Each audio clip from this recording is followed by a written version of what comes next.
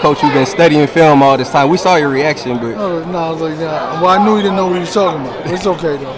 We make accidents every day of the week, so it's all right. what did you make of Ugas' trainer in the All Access? He was watching it. He said, "I'm looking for spots where he throws certain combinations. I'm looking for all of this." What was your reaction to that? Well, he's smart. He's looking for the same thing I'm looking for.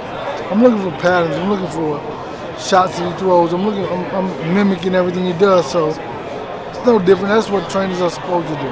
So it wasn't like he was something so fascinating. If you're a trainer, that's what you're looking for. And how much film study do you do? Do you do it like in segments? Do you do it daily? What's the process? I do some of it. I do some like, watch one fight one day, one fight. But I don't watch it. I watch enough, but not a lot. I look for tendencies and patterns just like him. I look at shots he throws and how he throws the punches so I can mimic him. I can let Errol know this is coming, this is coming, this is coming when he does this or that. How much raw talent did Errol come into the gym with? Like when you first had him in his gloves and you did the pads with him, I mean, how raw was he? He was natural, man. He had already been fighting with somebody else. He had the ability and he had the belief in himself.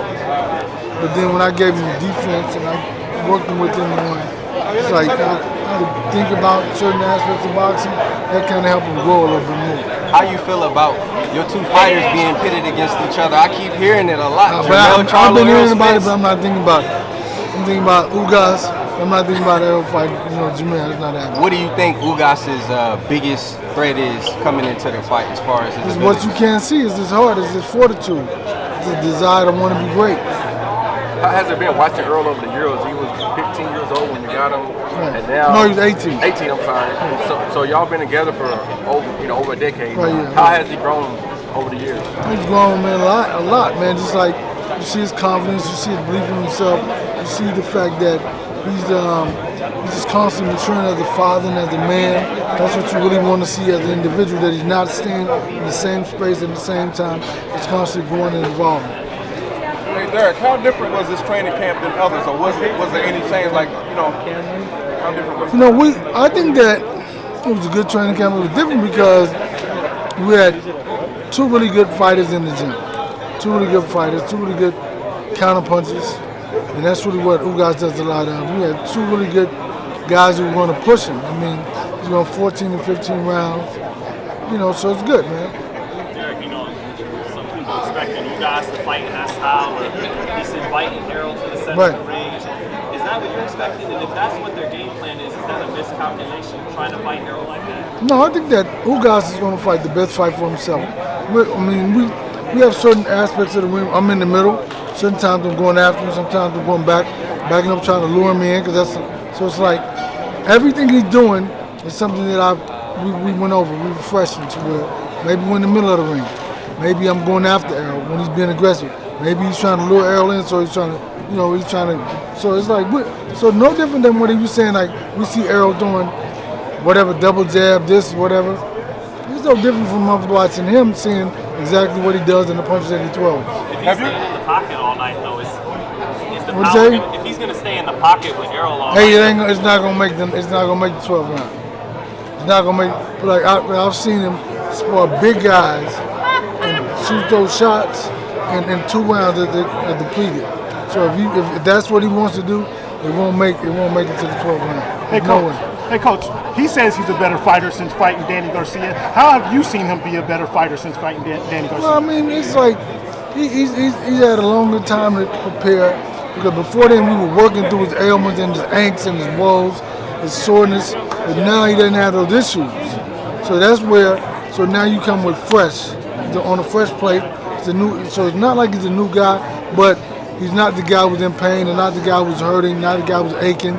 So you didn't have to hold back. You can just step up. From day one, he was already ready to go. So does that make that alone make this a much better, a much more effective training camp when there's nothing from the past that you have to deal with? Yeah, without a doubt. It makes, and he shows he's very strong. He's very physical. He's very you want to see him, and he's very strong in the ring. Talk about the resiliency that he's shown, that you've seen in him from what was that, 15th or the accident to today? Right. Talk about that resiliency for him to come back from that. Well, really, it's amazing to see it, because even when he was in the Pacquiao training camp, when he injured his eye, he still wanted to fight.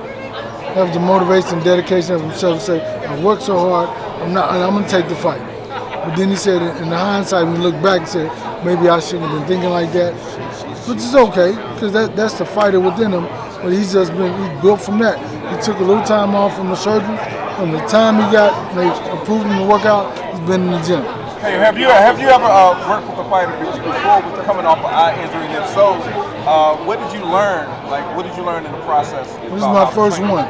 Okay. That was so the what first did you learn guy. about, how does it change your training strategy? Nothing. I mean, because it was like when he came back, he didn't have an eye injury. So he had the eye injury at that particular moment. After that, he worked through it. They approved him. And even before, when they approved him to spar, I just waited a month to let him spar anyway. I just wanted to see a little bit, give him a little bit more time, and ease through the pain or whatever, and the eye injury, and be fresh. You heard some of his sparring partners saying that Errol's hitting harder than he's ever hit before. Right. Is that a testament to his nutrition, or focus, or what is it? It's different. The technique. More the technique and more the fortitude and the desire to be great. Coach James, before the Porter fight, I asked you, I said, are you and Errol the best duo, like Phil and Kobe? I don't quite remember your response, but today Errol told me he's more like Tim Duncan, so that makes you Greg Popovich. I like Popovich's perspective also. What'd you say? I like his perspective because he stands up for what's right and he speaks from black causes in America when nobody else will say anything, like it doesn't even exist. Greg Popovich is the guy that says, no, this is wrong, that's wrong, because people see things wrong, but they don't say anything, they don't have the heart to say anything. But he's the guy that said, listen, I'm going to say what I want, and he's been standing up for that, and I like that. So I'll be a Pop, I'll be him. Duncan and Popovich. That's right, I like that. We got a couple of good fights coming up, man. What do you think about Haney and Kambosos? I've never seen Kambosos fight before, and I've seen Haney fight once or twice, so I don't know. How about Tank versus Rowland? Come on. I'm a Tank Davis fan. I love Tank Davis. I love his style. I love his tenacity. I talked to this coach last night. I love his whole situation. Okay. Derrick James, I got a question unrelated to boxing. Right. Totally unrelated to Right. boxing. You saw what happened with Will Smith and Chris Rock. Right. Do you got any strategy, any tactics for Will Smith's right hand? Did you help him? Man, teach that at all? that's an ill question because let me tell you why. Because I think that it's sad that you did that to him. Chris Rock, I saw like where he's been bullied his whole life or whatever. So it's sad for that to even go through that. And I think it's even sadder that Will Smith lost it because he wasn't in control of himself when he did that. Even though it did take a long time to walk that long walk. He had a lot But of at time the same to time, but he think had a long way to walk back and walk of shame also. So I think that it's sad for both of those guys, because both of those guys are basically the same guy. Yeah. I mean, and he says like the sorrow, he saw his mother be beaten, this and that. Chris Rock been bullied and beat up the whole time, so I think it's very sad to see something like that. I mean, and it was just like two guys in pain, dealing with their pain in front of the whole world, which is very sad. You care to reach out to Will to talk to him, and give him some confidence, boost his morale up a little bit? Hey, listen, man, I just think that you gotta sit at that red table a little bit more. You know what I mean? Because really, No, he don't need to sit at the table anymore. No. I'm just saying, like with his wife, and they do a lot of therapy, they do a lot of talking. I think that's what it's gonna take, because it's more therapy than anything therapeutic. Yeah. Because I know that he walked in the building a star. He walked out of the building in shame. So you think about, and he's been able to maintain that control himself the whole time. But that time, it's like he couldn't control it, so very unfortunate. Coach, I got one more for you. Wait. I got one for you. So, we know trainers train, right? Right. But you're in phenomenal shape. Some trainers say I would never ask my fighter to do something I would never do. I know some people that will put some money on you if it ever came to a trainer versus trainer battle. What you think about that? Hey, man, I work out all the time. I didn't get to run this morning, but I did go walking. So it's like, I'm always working, man. I think that everybody's life is different. And this is different. I always wanted to be in shape. I was heavier. But I feel like this, if you can get to a point in life that you could never imagine, like to win Trainer of the Year, Sports Illustrated, or Ring Magazine, something so small as controlling what you eat, it's easy.